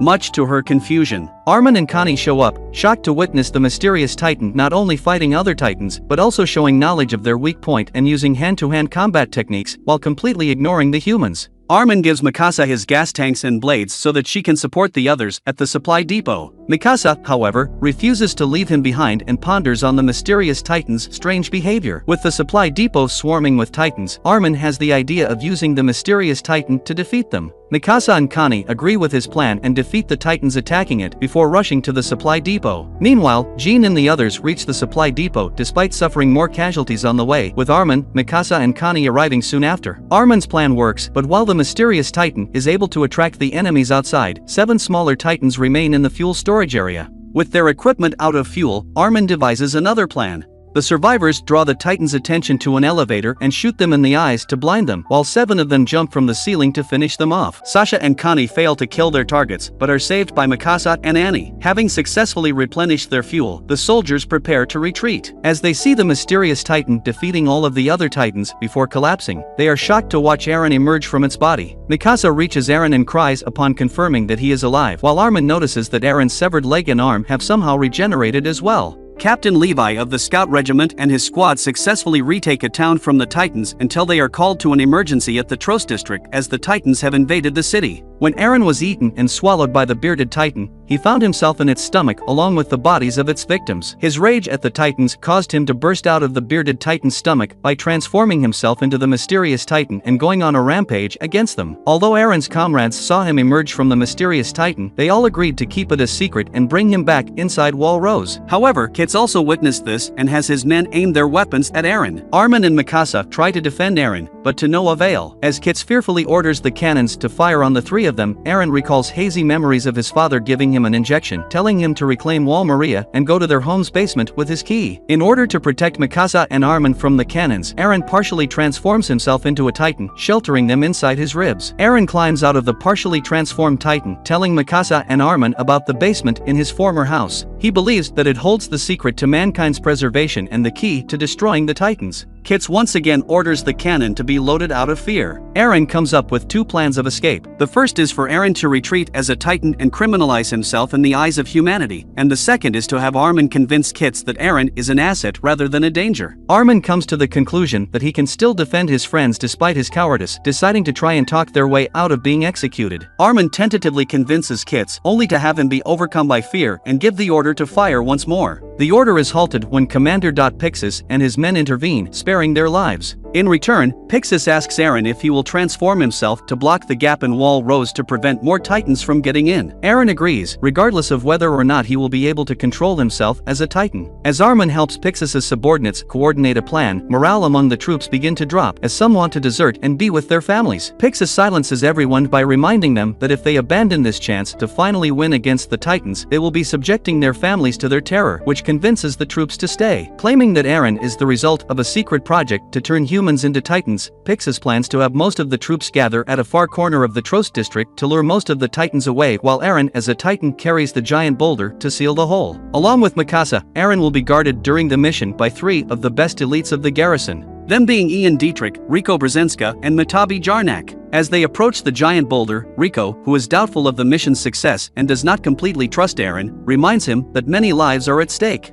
Finally reaching the boulder, Eren transforms himself into a Titan, only to suddenly attack Mikasa. Mikasa tries to reason with Eren while he is a Titan, but to no avail. Eren continues his attack and accidentally incapacitates himself, slumping to the ground. The squad protecting Eren sends up a red flare to signal that the plan has failed, much to the dismay of the troops observing from the wall. As Armin heads toward Eren to investigate, the elite squadron argues and eventually agrees to protect Eren instead of abandoning him, still recognizing him as a valuable military asset. Armin reaches the unconscious Eren, but Mikasa calls to him, warning that he is in a dangerous state. Armin plunges his sword into Eren's left arm, which briefly awakens him. As Armin speaks to him of the outside world and reminds him of his promise to kill all the Titans, Eren leaves his dreamlike state and regains control. Jean manages to acquire another set of omnidirectional mobility gear from a dead soldier and escapes, thanks to Annie, Connie and Markobot distracting the Titans. With Eren as a Titan carrying the boulder towards the gate, Ian orders everyone to protect Eren from the Titans at all costs. Eren finally blocks the open gate with the boulder, and Rico fires a yellow flare to signal that the operation was a success. As Armin tries to pull Aaron from his Titan body, they are cornered by 2 Titans, but Levi saves them in the nick of time. All Titans remaining in the Trost districts are eliminated except 2, which are captured for research. Jean, Sasha and Annie all mourn the deaths of their fellow comrades among several casualties. Meanwhile, Aaron is chained in a cell guarded by the military police regiment, where he is visited by Levi and Commander Erwin Smith of the Scout Regiment. After listening to his story and reasons for wanting the Titans dead, Levi allows Aaron to join his squad under his command, though Aaron is warned that Levi would personally kill him if he ever betrays the squad or loses control again. The film opens with a young woman in a small village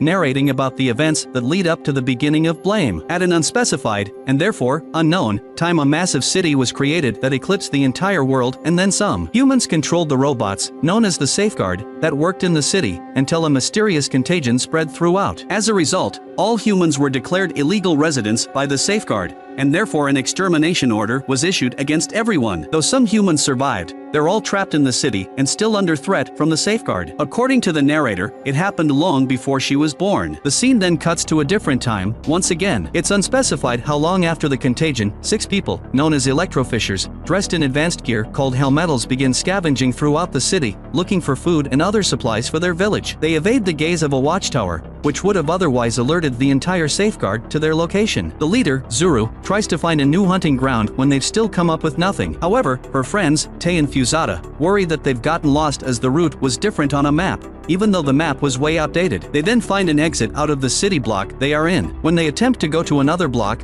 Tay trips and nearly falls, dropping some supplies and a spare battery in order to avoid falling to her death. While Zuru observes their surroundings, a massive builder suddenly appears. However, it doesn't attack them as builders are uninterested in humans. They then jump a massive gap to another city block and climb to the top of it. They go through a massive, open area that no one has yet explored before. However, security is still tight, with many watchtowers everywhere. The group regret their choice for going that far into the city, as the grown-ups have told them not to. Furthermore, they took their gear and left without permission from the village elder, Pops. Nonetheless, they decide to continue and search for some sludge, their food, for their starving village, as well as Tay's sister, Ito. They manage to successfully evade the watchtower and by luck, find a sludge pipe. However, the sludge pipe is completely drained and has nothing left in it. They accidentally go into the view of another watchtower, which sounds an alarm and sends several robots, known as exterminators, against them. One of the group members is attacked and decapitated by an exterminator. Realizing they're outnumbered and can't win in a fight, they decide to run. However, while Zuru just barely manages to evade some of them,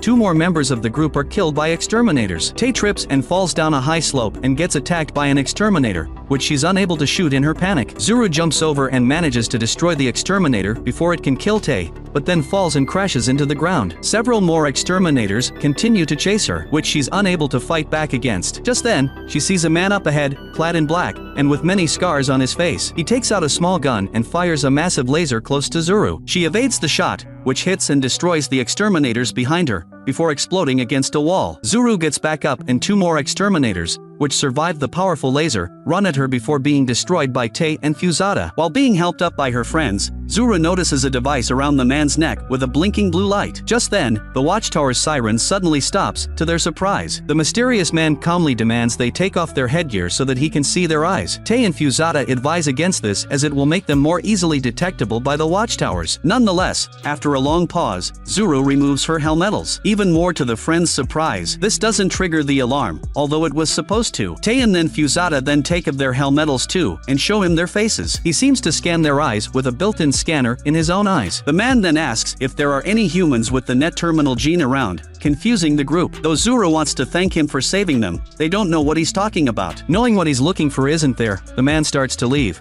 But then Zuru states that one of the grown-ups at their village may know what he's talking about. The man stops and Zuru then asks what his name is. The man responds that his name is Killy and he's a human. Zuru, Tay, and Fusada guide Killy back to their village, the one place that the Safeguard doesn't enter, though they don't know why. Once they get there, the guards, Satizo and Pops, fire upon Killy, being that he's an unknown outsider. They are also surprised that they're not wearing their Hellmetals despite the danger that poses, though Fusada explains that they're okay around Killy, who rescued them. However, Satizo is skeptical and believes that Killy isn't really human, hearing that there are Safeguard members who disguise themselves as humans. But Pops believes that Killy is human and allows them all into the village. Killy walks through the perimeter, proving that he's not a safeguard. Pops asks him where he came from, to which he responds 6,000 levels below. In the village, it used to house around 400 people at one point, but now only has 150, possibly due to exterminator attacks. Their custom is to welcome any outside human travelers due to them being undermanned, though Killy is the first human that generation to actually come. It's said that electrofishers, descended from a line of humans called planters, founded the village 300 years ago, and the remnants of humanity have lived there since then. However, Pops claims that they don't know anything about the outside world, including whether or not there are other human survivors, and any stories from an outsider, hence, Killy, would be valuable information. Killy is taken into the village where the people are shocked that only 3 of the kids have survived and the victim's equipment has been lost as well,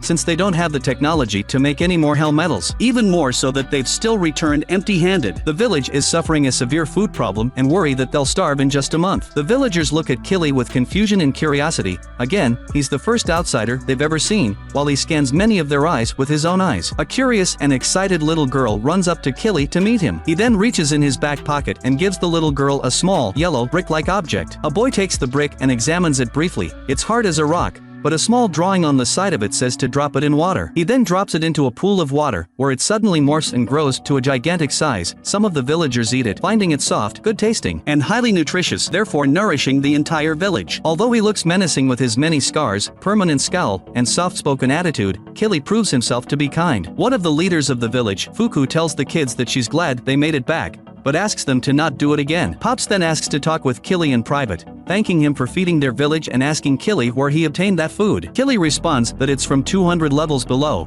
meaning that it's impossible to get anymore, since not human has ever gone through one level. He once again asks for any humans with the net terminal gene, to which Satizo responds he's never heard of it. However, Pops then states that he has heard something about it, and that a rotting shrine beneath their village may provide some information. However, they've been told through generations to avoid it. Satizo even believes that there's a ghost that possesses and trespassers, and caused his grandfather to fall to his death on the way down. Nonetheless, Killy immediately starts walking away towards the rotting shrine without any word, to which Zuru, Pops, and Satizo reluctantly follow him. Upon going to the bottom of the perimeter, far below the village, Killy and the group find a strange, glitchy, red hologram of a woman that speaks very distorted and seems to be saying nonsense. Killy walks through the hologram, which immediately disappears, then lifts a massive piece of rubble, finding a decayed head of a woman underneath it. He picks up the head and slams it against the wall a couple of times, to which it then suddenly sparks to life and begins talking with a speaker implanted in its throat. The woman identifies herself as Sibo, a scientist who existed since before the contagion began. She's been waiting for 17,526,000 hours, over 2,000 years, for someone to come, attempting to call for help all that time, to no avail until now. Killy scans her and finds traces of the contagion in her irises, meaning she doesn't have the net terminal gene. Sibo states that she and her scientists have been attempting to work on a synthetic terminal since the extermination began in an attempt to communicate with the safeguards AI, the authority, and end the robot's extermination. She even created a barrier device to keep the safeguard out while they did their experiments, hence, the reason why the villagers have been able to live there. However, they all died before their project could yield results. She then states that there is a factory to the north of the village that may still be in use, and that can produce literally anything, including a synthetic terminal. Killy at first meets this statement with skepticism, but Sibo insists that such a thing is, in fact, possible. Pops then asks her if she can create more of the food bricks that Killy brought back for the village. Sibo responds that she can, but only when they get to the factory. Killy, now convinced, then once again starts walking away without any thought or words. Therefore Pops decides to gather a group to go to the factory with him. However, Sibo states that the factory is 15 blocks away, a journey that would take a few days and require plenty of their limited food for the trip. They hastily assemble a group with as many electrofishers as there are hell metals remaining, including Pops, Satizo, Zuru, Tay, whose sister is doing better, and Fusada, and follow outside the perimeter. Along the way, they see a watchtower that has a clear view through a crack in the ceiling above them. There's no way around, but they then see Killy walk by it with no problem and without setting off the alarm. They follow him closely and find that they too have the ability to walk by the watchtower in full view without setting off the alarm, as long as they're behind him. Naturally, that night, they stop to rest in an abandoned apartment building, preparing gruel made out of sludge to eat. Buku offers some to Killy, who simply remains silent. Sibo states that his metabolism levels are different from a regular human, and that he rarely needs to eat at all. Not to mention that Sibo is still only an exoskeleton and doesn't need to eat either. The rest of the group talk about a strange, stinging smell that the safeguard emits, apparently smelling of ions, though Zuru doesn't remember the smell very well. As Killy sits awake and motionless, Sibo recounts the events before and during the contagion, wherein the safeguard suddenly lost control and declared all humans to be illegal residents. She and her scientist friends tried to do what they could, but she's the only survivor, as the rest of them have died. Along the trip, the group then come to a dark corridor. Apparently, no one who ever went in there has ever returned back, due to exterminators. The group are fearful and reluctant to move ahead, until Killy then nonchalantly walks by, giving them more confidence as Killy and anyone who's close to him seem immune to the sensors of the safeguard. They come to the door of the factory, which Sibo then opens up with a code, allowing the group to go in. They find the inside of the factory to be a massive corridor with many empty experiment nodes and no exterminators in sight. Killy then puts Sibo on the main console in front of them at her request. She gains access into the factory and then activates a node which produces a massive amount of food bricks as promised to the electrofishers, who are overjoyed at the sight and start stuffing their backpacks with them. Sibo then begins to activate another node for the synthetic terminal which she wants Killy to get. However, she warns him that the last time she got that far into the system, things ended badly. Suddenly, while Killy walks to the terminal, Sibo seems to be having trouble before the entire system shuts down, to the worry of the group. The system then turns back on, and several nodes further away activate without Sibo doing anything, revealing that it has spawned several exterminators. The group hastily finish packing their packs and start firing at the exterminators, though Tay is forced to leave her pack behind to start running, and Sibo is knocked off and crushed by one of them. The group splits up and retreats towards the entrance to the factory while Killy stays behind to get the terminal. He fires his gravitational beam emitter at several exterminators before destroying a surviving one with a knife he carries, to the surprise of the retreating group. As the group attempts to regroup, Zuru worries when she doesn't hear back from Tay. A group member then shows up, but is immediately killed by an exterminator, and another member, Etsuji, is wounded in the leg after destroying it. Zuru then hastily asks the other member where Tay is, to which he responds that she was crushed by an exterminator. She hurries back to find Tay having survived the attack, despite a broken arm. The exterminator then jumps up at them before Fusada and Satizo destroy it in the nick of time. Fusada being as overjoyed as Zuru that Tay has survived. Back inside the factory, another node suddenly activates, and a humanoid-looking robot emerges. The group is then cornered in the outside of the factory by the safeguard, and are unable to destroy them all, whereas Killy is unable to fire his weapon, presumably because it needs to charge. Suddenly, when all seems lost, a laser beam shoots between the group and the exterminators, who seem to stop behind it. The savior is revealed to be the humanoid robot, who is in fact Sibo, who uploaded herself into the robot. She guides them to a train car that'll lead back to their village. However, the temporary barrier that she fired will soon wear off, and Etsuji asks to be left behind so as not to slow down the group, though Zuru refuses to do so. They all make it to the train car, which Sibo powers up. However, the barrier wears off, and some exterminators grab onto the train car as it moves.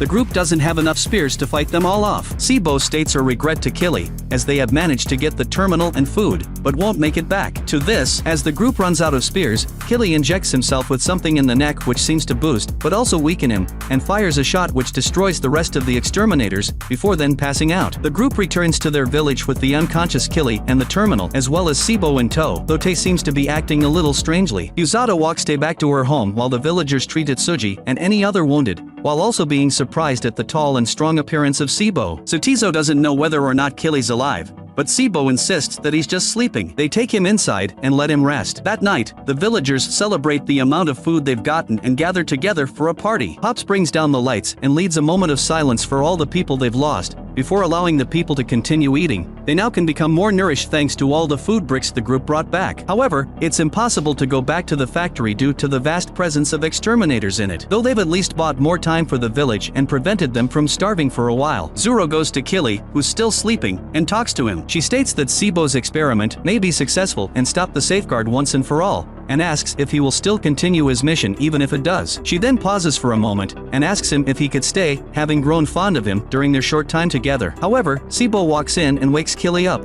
asking him to help her while she connects the synthetic terminal, as she cannot move and needs protection. As they leave, Zuru worries that her words fell on deaf ears with Killy, though Pops hopes that Sibo's experiment will work. Satizo meets it with skepticism, worrying that it will lead to another catastrophe as it did 2,000 years ago. Fusada decides to take some food to the injured Tay. Meanwhile, someone suddenly walks into the armory and takes one of the spear guns with them secretly. Satizo goes to Zuru, asking her if she talked to Killy, but Zuru simply states that she didn't and walks away, wanting to be left alone. Pops helps Fuku carry supplies to storage. They all then meet up on top of the common area and see Fusada walking by. Zuru praises him for being considerate and kind to Tei, but he states that Tei wasn't in her room. Suddenly, they hear a noise and see that it's Tei walking around and dragging a spear gun beside her. She aims off the side of the village while Fusada attempts to stop her. However, she fires the spear gun, which destroys the barrier generator, protecting the village. Suddenly, the watchtower outside detects the village and sounds the alarm, and a powerful vortex generates around Tei, which cuts off Pop's arm when he prevents a shocked Fusada from touching it. The truth is then revealed: Tei did not survive the factory. Instead, a humanoid-looking robot scanned her before killing her, then disguised itself as Tei to infiltrate the village. The intruder reveals itself as an advanced safeguard named Sanaken, who is to infiltrate the village and terminate all humans. Fusada then reels further into shock and disbelief at this, therefore Sanaken aims its much more powerful gravitational beam emitter at him. Fuku manages to push him out of the way, but is killed by the beam herself. Sanaken then turns its attention to the village members in the common area, firing through the roof and killing many of them. Killy and Sibo then notice Sanaken's destruction of the area, surprised that it got through the barrier. Sibo states that they should hurry, but Killy immediately starts running back to the village to protect them, leaving Sibo defenseless. Pops, Satizo, Zoro, and Fusada, who snaps out of his shock, manage to escape from Sanaken, who then turns its attention to the upper levels, contacting the watchtower for exterminators to kill the remaining humans, before then firing at the upper village, causing chaos up there as well. The Electro-Fishers gear up and get ready to fight the exterminators, though they run out of Hellmetals and Satizo goes without one so that Zuru can have hers. Killy, still out of effective range of Sanaken, notices the Electro-Fishers struggling to fight the seemingly endless horde of exterminators. He detects the watchtower just outside the wall, then fires a shot at it, destroying the watchtower and the bridge to prevent any more exterminators from coming in. Sibo then reaches the rotting shrine and activates the synthetic terminal and connects herself to the network. Zuru runs out to help with defending the village, but is then stopped by Fusada, who's still in shock and denial over Tei's death. Zuru snaps him out of it, then runs ahead, giving him the last helmet towel to protect himself, leaving without one herself. Sanaken continues to cause more chaos throughout the upper village. Satizo sneaks around and shoots it in the head, but to no effect due to its advanced armor. Sanaken shoots at him, but misses, then goes in for another shot, only for a sudden large explosion to disrupt its detection system. Killy then appears through the explosion and punches it in the face, hard enough to throw it back. He then gets into a fight with it, destroying the floor beneath them, causing them both to fall a high height, yet still survive. Much to the surprise of Satizo, they get into another fight, wherein Killy's about to destroy Sanaken. However, it pushes him back and shoots off his right arm with its gravitation beam emitter, causing him to lose his own weapon, before they then fall from even higher. Killy and Sanaken crash onto the ground near the bottom of the village, while rubble and debris fall around them. Killy attempts to fight it with his knife, but is knocked down and beaten by Sanaken, who scans him and reveals that he's not a human, but a body stolen from the safeguard, possibly implying that he's a sentient safeguard, or a cybernetically advanced human. It then offers him an ultimatum, to return to the safeguard or be destroyed, to which Killy picks the latter option. However, right as it's about to destroy him, Sibo accesses the net sphere, which Sanaken detects and turns its attention to destroying Sibo, right below them. Right as it's about to fire, Satizo fires 2 spears into its upgraded weapon, throwing off its aim and causing it to miss Sibo. Sanaken then fires at Satizo, killing him. Zuru, shocked at this, and having retrieved Killy's gravitational beam emitter, signals out to Killy and tosses it to him. He then breaks free from Sanaken and catches his weapon, firing at it, only for it to deflect the beam with its hand, before then firing a small laser beam at Sibo, destroying her robotic body. With no options left, Killy injects himself with 3 of the syringes he injected earlier, all at once. Sanaken prepares to block it, but this time, it's far too powerful and is completely destroyed once and for all. The Electro-Fishers finally destroy the last of the exterminators, saving their village, including Fusada, who snapped out of his shock. Meanwhile, Sibo, whose arm is still intact and still contains her memories, gains access to the netsphere and finds the Authority, which controls the safeguard. However, the Authority states that the synthetic terminal is ineffective and her connection will be cut off in a few nanoseconds, though her perception of time is faster, therefore she has plenty of time. Sibo asks the Authority to at least stop the attack on the village, but it states that they can't do so without an order from someone with the net terminal gene. However, they offer to give her information and coordinates of abandoned levels that the safeguard isn't monitoring. They give her a map of the entire city, information that can't be given to the real world, but they are allowed to let Sibo access it. Meanwhile, the villagers take account of their losses and injuries, lead by Fusada. Killy returns, and asks a villager to tape his arm back on. Pops thanks him for saving the village from Sanaken. However, the villagers don't know what happened to Sibo and believe that they'll all die in just a few minutes. However, Sibo's arm then shows up, stating that the exterminators will show up again and the village is no longer safe, However, there is an abandoned level just below them with a descending lift nearby. The villagers decide to abandon their village and make for the descending track to the abandoned level. Along the way, Pops thanks Zuru for taking the kids out hunting, stating that her actions lead to the survival of their people. Once there, Sibo activates the lift. However, a watchtower detects them all and raises a silent alarm to the safeguard. Suddenly, it starts spawning a massive exterminator close to the villagers, who hurry and board the lift. However, Killy stays behind, despite Sibo's objections. Zuru asks Killy what he's doing, and after a long pause, he takes off his necklace and tosses it to her. Tearful, Zuru asks if they'll see him again. After another long pause, Killy responds that he's looking for the net terminal gene. Sibo, realizing he won't come, descends the lift. The massive exterminator then spawns behind Killy and is fires at it with his gravitational beam emitter, causing a massive explosion that engulfs and destroys it while the villagers watch. The narrator then comes back again, stating that was the last they ever saw of him. The narrator reveals herself to be the granddaughter of Zuru, as the villagers had arrived at the abandoned level and were able to create a new village and live in safety. She had been told all about Killy by Zuru. The city hasn't yet changed, meaning that a net terminal gene hasn't been found yet. However, the narrator has faith that Killy is still out there, looking for it. The final shot shows Killy going to the top of a city block, presumably continuing his search until he saves the human race. Thank you for watching. Do not forget to subscribe to the channel, because it is very important for the development of the channel.